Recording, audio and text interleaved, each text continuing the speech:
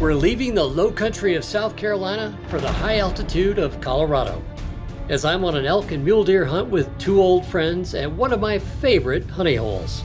I think the late season deal, these are the animals that have played the game. They're the ones that have eluded muzzleloader hunters, bow hunters, a couple of rifle seasons. And when you finally get one of these things, it's just incredibly satisfying.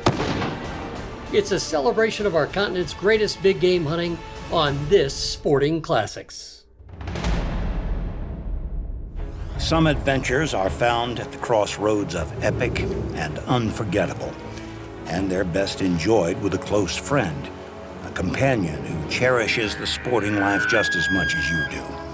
It's someone who knows the magic contained in the simple phrase, opening day, and who understands that the words hunter and conservationist are one and the same, for we've been giving back for generations. And sharing the outdoors with someone who celebrates the history, the art, and the romance of this way of life makes for a friendship to last the ages. One where the sound of a snickering horse, the crackling of a mountain campfire, the whiff of gunpowder will transport you to that same stirring part of the soul. Welcome to Sporting Classics. That old trusted friend who shares your love of adventure and reminds you of the greatest days of your life.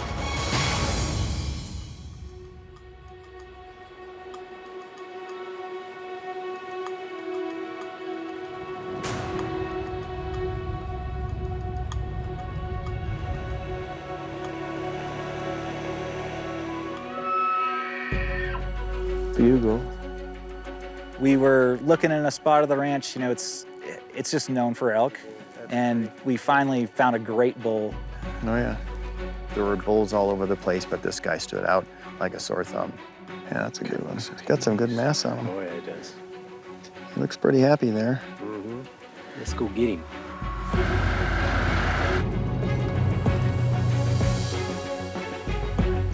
It was getting a little later in the evening, but we made a play on him. We worked our way up, got to the top, thinking that thing's got to be right here. And we probably gave it about 10 minutes. We just sat quietly and waited. Didn't see him, and then all of a sudden, Chris said, "Hey, there he is," and by God, he wasn't, 100 yards from us. I saw the antlers go up, and he was gone. He knew something was up, he moved off, and we never got a shot at him. We just tried to stalk in after him again. He knew the game. He was gone. That was a nice bull. Yeah. But that's elk hunting. I don't think there's anything better, more fun to do in North America than hunt elk. I've traveled the world in pursuit of big game adventures and learned that some of the best hunting on the planet is, well, right here in my own backyard. Hunting elk and mule deer in the San Juan Mountains of southern Colorado has become an annual tradition. And this season, I invited my good friends and Brays Island neighbors, Steve Hicks and Mark Ingram, to share the experience with me. This is a stunning ranch. It's almost 90,000 acres, and it's just become my favorite place. I just say, look, I'm taking the third season. I will find other hunters, my friends, that want to come in and be a part of this thing. Okay, ears on. There you have it. And some would call this a low country to high country hunt, because Brays Island is on the coast of South Carolina, and this is way up in the stratosphere. Yeah. All right, Stevie, go get them. So it's a good group of guys that we hang out together, we hunt together, we socialize together, really have a good camaraderie. There goes the excuses. Yep.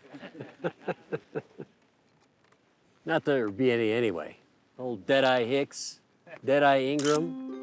It's buffalo, it's crocodile. Yeah. Isn't this a beautiful ranch? Look at this ranch. You talk about good memories. This ranch has been really, really good to us for the last 3 seasons. We got some snow, but not a lot, so they could be up high again. That's right. We know how to get them up high. And while Steve and Mark are hunting elk, I'm the odd man out with only a mule deer tag in my pocket. But that's no consolation prize. Over the years, I've learned that this country holds monster bucks. I had a chance to use these Sightmark binos and rifle scope, but I got to tell you, they're really dynamite glass. And it's amazing to me, the clarity and low light conditions are doing just fine. We were cruising kind of later in the morning. It's an area just known for deer for us. And TJ's like, right here, good buck right here. Lower, are you good? Wait, how he's going.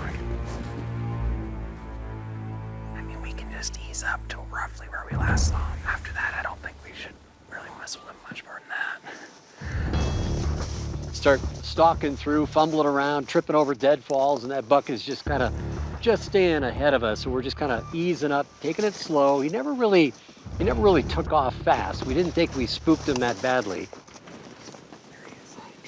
Yeah, he's in a big cover right there. He's getting ready to walk again. Pretty low probability with how loud it is to make this one happen. I mean, we can just drop down here and look up real quick, but after that, we might be able to catch him on the road on the other side. We had to put a pretty lengthy stalk on him, played a lot of cat and mouse. I didn't think we were gonna make it happen, and then all of a sudden things just clicked. Right here, right here, right here. Walking straight away, right here. Got him. Maybe 100 yards away, 125 yards, something like that. Here he is. And he did the classic one last look mule deer stop, and that's all it took. And he gave us a window, and Chris hammered him, made a great shot, and that was it. That's a pretty buck. That is. You can see how heavy he is. Heavy He's old tall. buck. Yeah, That's what we're looking fantastic. Well, let's go have a look, man. And just to, to play that cat and mouse game, close the deal, and get a beautiful monarch of the mountains. That's a heavy old mountain buck. That is a heavy old deer. That heavy antlered, just beefy as could be, full rut buck is why you come this time of year. And Yeah, Heavy old buck. all by himself, all stinky, all rutted up, isn't he? He is. Or is that you? And on 85,000 acres, they only take 2 bucks a year. So the quality, as you might imagine, is pretty good. Yeah. Good work, Chris. Hallelujah, man. You're a lucky charm. Heck yeah, we will take You're a lucky charm. This ranch isn't so bad either. Sporting Classics is brought to you by Winchester, the American legend. Winchester Repeating Arms. Walther, it's your duty to be ready. Sightmark, make your mark. Boomer X Air Guns, hunt with air. Negrini Cases, ultralight, ultra strong, the pinnacle of Italian design and technology. Animal Artistry, we finish the hunt. Drake Waterfowl, always in season. And by Safari Club International, fight for the future of hunting.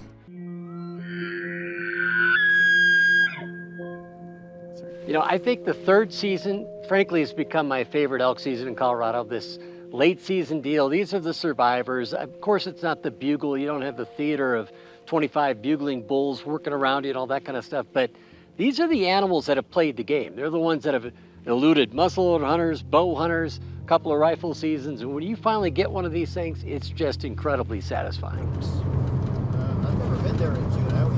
We're back at our 90,000 acre private ranch in south central Colorado. Chris and I were here last year. I took a nice mule deer. Chris's son Luke shot a tremendous bull, and what a tremendous spot to hunt. It's incredible. So they didn't move far from yesterday. No, the 2 to the right are new from what we could see last night, so. I was the first hunter in our group to fill his tag. So now I'm joining Steve and TJ as we work together to try and relocate the big bull that got away from them just the day before. So the next morning, we were out in the same area trying to find that particular bull again if we could. He's coming out low and right. And of course, there's pockets of elk kind of all over that mountain. We finally see a good bull. So those other ones are walking pretty much right to him. Yeah. And finally, we had found a bigger herd that had a couple bulls in it that we were interested in. The looks I did get of him, he looked good. A couple of nice bulls in there, and I mean, it's a long way off. It kind of reminded me of like a sheep hunt where you look up and you think, that thing might as well be on the moon. It's going to take so long to get up there. We ended up taking the buggy up to the top of the mountain as high as we could. There's one nice 6-point in there. Yeah, that's a good bull. Yeah, that's a different bull right there. That's two good ones, though. So we got a herd of about 100 plus head below us. There's two good bulls in there. There's one that's got a 7 on one side and 6. They've just kind of worked off this ridge. We saw them a long, long way off, and now they're settling down, just kind of feeding through here. They're about 800 yards away. We think we can get down this little ridge here, come up the ravine and be within 250, 300 yards. It's going to be really tricky with that many sets of eyes, but there's a couple of real busters in there, so we're going to try. So we had to scramble down this steep slope. We were sliding and crawl back up the other side, and luckily they were still there when we got there. See, right through this little sage, big body bull. That's what we're going for. And essentially, I was completely out of air. Okay, we're at 325 yards, okay?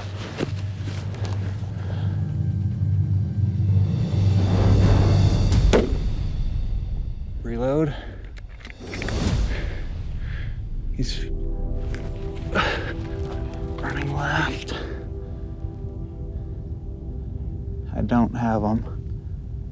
They're running like he fell, but I did not see it. He's in those pinions.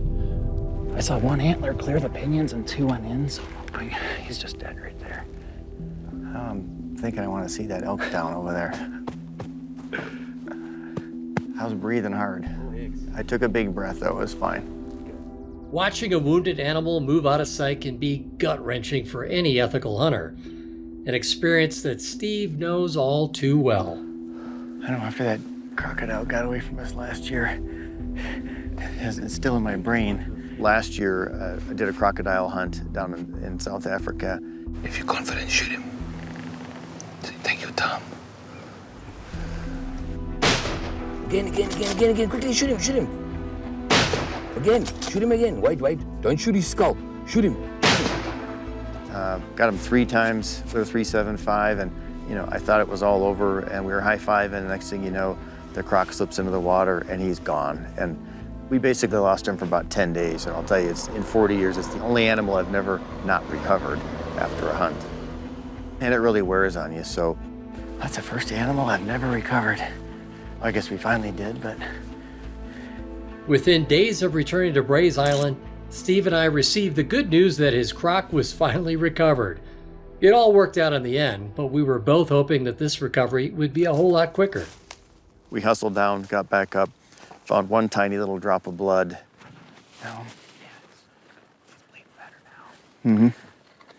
So just stay right with me. I know we spent maybe 10, 15 minutes following this tiny little blood trail, and all that was going through my mind is that dang crocodile from last year, so. All this right here. Oh yeah, a lot of blood. He's right here, 10 yards. Oh yeah. There he was, looked like he tipped over. So we got one good shot on him. That looks like all it took. Yeah, beautiful bull, perfect shot too. Congratulations. Awesome. So Steve's bull was a very interesting bull. He had a brow tine that actually dropped way down in front of his nose. It's just not a typical trait that you see in elk. Heck yes, Steve. Well done, my man. All right, good work. He was a great 6-point bull. He had a tine broken off that would have made him a 6x7, and he's, beautiful bull. It's what we're looking for here. That brow tine is ridiculous. Oh, that's awesome. Cool. Pretty happy with my trophy. I don't know what he measures, it doesn't really matter. He's a really kind of funky looking animal, and definitely an older bull, so we're happy to get him out of the herd. Well, I'll be damned. Well, now we got time to get Ingram. Yeah. Listen to me. Yeah. We're just getting warmed up here, man. That's right.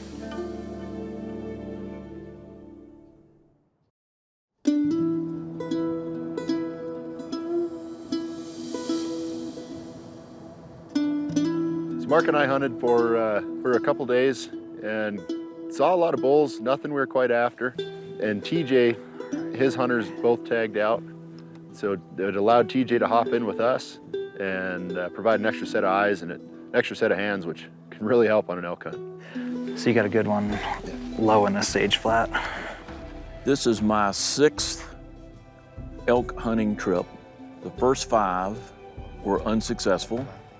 They were all bow and arrow.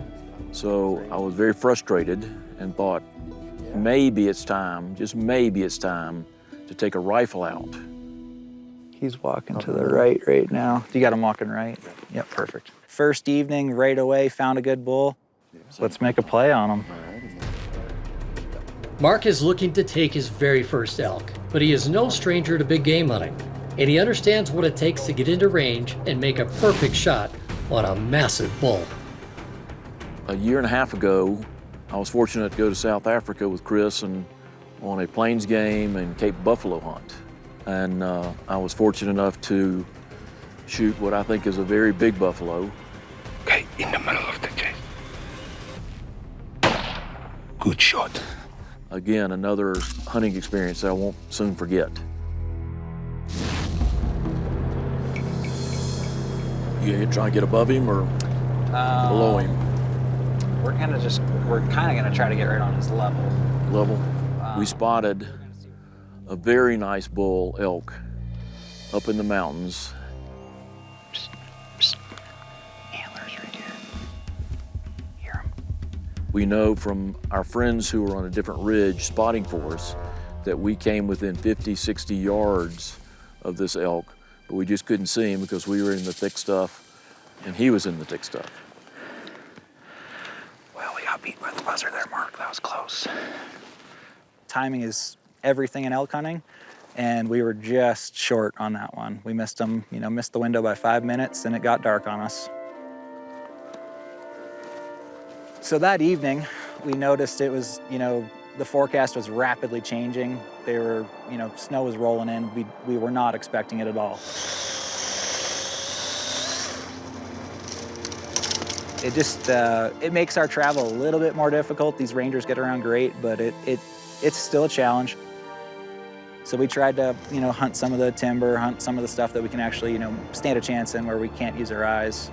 And nothing came together, and that was pretty much the day. It was just snow. We were pretty restricted by the weather.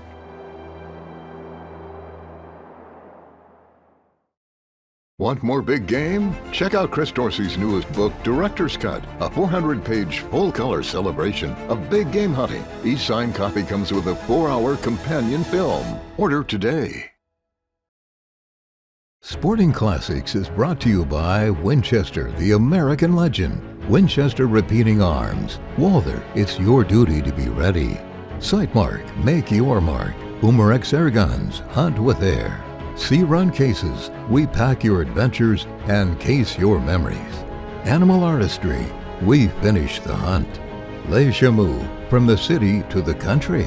And by Drake Waterfowl, always in season.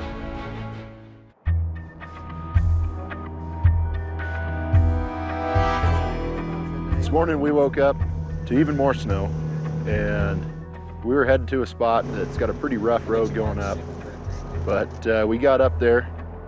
Okay, Mark, we have some cows bedded over here. They're tough to see, but... They quickly spotted a herd of cows. So we just let those cows kind of feed off, and we were able to slip in, find a couple bulls that were great bulls. Okay, we're just gonna slide this way. Just follow Mac, okay? We got low, snuck around, and gained some ground on him. We had to play a little bit of cat and mouse with our stock. We got into a pretty reasonable range. Let's move that back a little bit. Settled in the backpack, comfortable on his rifle. There you go.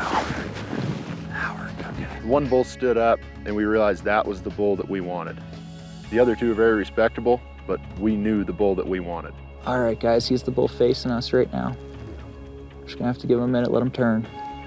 So, like elk do, they don't play by the rules, and that bull, he was feeding, and he was turned away from us, then he was turned towards us, and we just could not get a broadside shot. We're in a good spot, good wind, no rush. Mark was laying down, and we could tell it was hurting his neck, and this bull was just taking forever to go broadside. All right, let's let him clear that other bull. Let him clear that other bull. Yep. Whenever you're on him, Mark, you just take your time, squeeze that trigger. Okay. We're in the hole. Everybody ready? Good hit, good hit. Yeah. Good hit, reload. Mark made a phenomenal shot on him. And he went down and scrambled a little bit down the mountain and ended up against a bush waiting on us to come pick him up. Good shot, Mark. Good deal. One shot wonder. Oh, man, that was perfect. Congratulations. That was awesome. It was an epic hunt. It really could not have been any better if we planned it that way. That is a beautiful bull, Mark. Yeah. So we knew this bull was a good bull from where we could see him, but when we get up to him, that's when it really set in that this bull is a lot heavier than I thought. 6x6. 6x6, nice heavy bull, big force, big thirds. Yep. Oh, man. And his tine length is phenomenal. And his mass is perfect.